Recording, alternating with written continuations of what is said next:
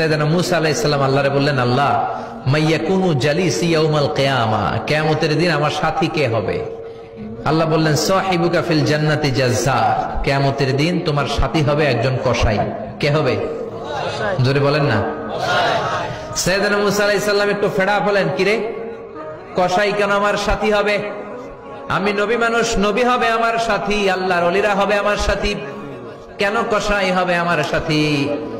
রব্বুল আলামিন বললেন, মুসা যাও নিজেই যে দেখে আসো কেন কসাই হবে তোমার সাথী।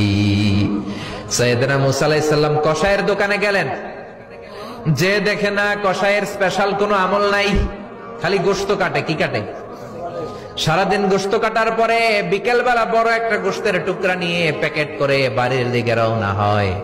সাইয়েদনা মুসা আলাইহিস সালাম তিনিও কসাইয়ের পেছনে পেছনে ছদ্মবেশে রওনা হয়ে যায়। কসাই বাড়িতে ঢুকার পরে সাইয়েদনা মুসা আলাইহিস সালাম দরজায় নক করতে লাগলেন। কসাই দরজা খুলে দিতে লাগলো। সাইয়েদনা মুসা আলাইহিস সালাম পরিচয় গোপন করে বলে, আমি একজন মুসাফির, আজকে রাতে ও কসাই ভাই আপনার বাড়িতে থাকতে চাই। কসাই বলে, আহলান সাহলান, আসেন, এই ঘরের মধ্যে বসেন, পাশের ঘরে আমার একটু কাজ আছে। পাশের ঘরে যে কসাই মাচার উপর থেকে বৃদ্ধা একটা নারীকে নামিয়ে নিজ হাতে গোসল করে টাওয়াল দিয়ে গা মুছে গোশত রান্না করে রুটি বানিয়ে রুটি আর গোশত এই বৃদ্ধা মহিলার মুখের মধ্যে তুলে দেয়। মহিলাটা তৃপ্তি সহকারে খাওয়ার পরে হাত দুইটা উপরের দিকে তুলে আঁচলটা পেতে আল্লাহর ডেকে বলে, আল্লাহ আমার ছেলের উপর আমি সন্তুষ্ট, এই বলে বিড়বিড় করে কি যেন দোয়া করে দেয়। মহিলাটাকে খাওয়ানোর পরে কসাই প্লেটের মধ্যে গোশত আর রুটি এনে সাইয়েদনা মুসার কাছে এসে বলে, ও মুসাফির ভাই, এই নেন আপনার রাতের খাবার। রাতের খাবার খেয়ে আপনি ঘুমিয়ে যান, সকালে আপনি যাবেন আপনার পথে, আমি যাব আমার দোকানে। সাইয়েদনা মুসা বলে, ও কসাই আগে বলো এই বৃদ্ধা মহিলাটাকে। কসাই বলে, এই বৃদ্ধা মহিলাটা ছাড়া দুনিয়ায় আমার কেউ নাই, আমি ছাড়া ওই বৃদ্ধা মহিলার কেউ নাই। এই মহিলাটা হলো আমার জনম দুঃখিনী মা, মা ছাড়া আমার কেউ নাই, আমি ছাড়াও মায়ের কেউ নাই। প্রতিদিন আমি আমার মারে গোসল করাই, নিজ হাতে রান্না করে খাওয়াই। সাইয়েদনা মুসা বলে, তোমার মা হাত তুলে কি দোয়া করলো এটা বলো। কসাই বলে, আমার মা প্রতিদিন রাতে খুশি হয়ে একটা পাগলা দোয়া করে, গত কয়েক বছর ধরে এই দোয়াটা করছে, অনেক বছরের দোয়া, আমি জানি কোনোদিন এই দোয়াটা কবুল হবে না। সাইয়েদনা মুসা বললেন, কি দোয়া? কসাই বলে, আমার মা খুশি হওয়ার পরে চোখের পানি ছেড়ে দিয়ে হাত তুলে বলে, আল্লাহ আমি আমার ছেলের উপর অনেক সন্তুষ্ট, শুনেছি এই জামানার বনি ইসরায়েলের সবচেয়ে বড় পয়গম্বর, তার নাম নাকি মুসা কালিমুল্লাহ। আমি তোমার কাছে দোয়া করে গেলাম, আমার ছেলেরে তুমি ওই মুসা নবীর সাথে জান্নাতে ঢুকাইয়া দিবা। মুসা আলাইহিস সালাম বলে, কানেকশন তো এই জায়গায়, আসল কানেকশন তো এখানে, এটা তো মায়ের দোয়ার বরকত। আল্লাহু আকবার। এজন্য মায়ের দোয়ার বরকতে কসাইকেও নবীর সাথী বানিয়ে দিয়েছে কে?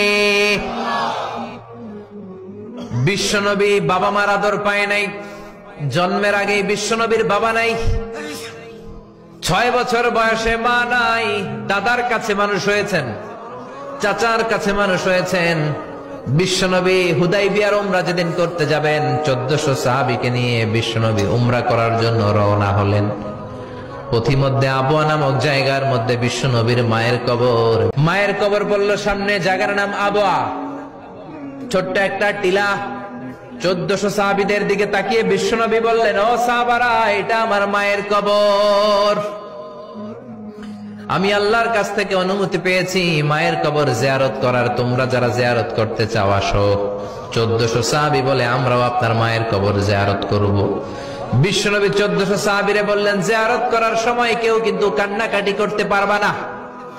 1400 সাহাবীকে কান্নাকাটি করতে নিষেধ করে বিশ্বনবী যখন নিজের মায়ের কবরের সামনে দাঁড়ালেন, বিশ্বনবী ছোট্ট বাচ্চার মতো হাউমাউ করে কান্না শুরু করে দিলেন।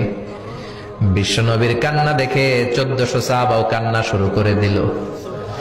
বিশ্বনবী 1400 সাহাবীদের দিকে তাকিয়ে ধমক দিয়ে বলে, তোমরা কাঁদো কেন?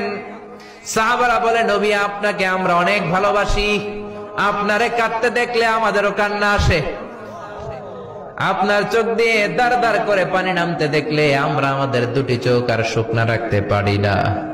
বিশ্বনবী বললেন আদ্রাকাতনি রাহমাতুহা ফাবাকাইতু, আমার ছোটবেলার স্মৃতি মনে পড়েছে। আমার মা যে আমারে আদর করেছে ওই স্মৃতিগুলো আমার মনে পড়েছে। আমার মা আমেনা আমারে জাইতুনের তেল মালিশ করে দিত গায়ে, আমার মা আমেনা আমারে জামা পরিয়ে দিত, কোলে নিত, আদর করত, চুমু খেত। ওই স্মৃতিগুলো আমার মনে পড়েছে, তাই আমি কাঁদি।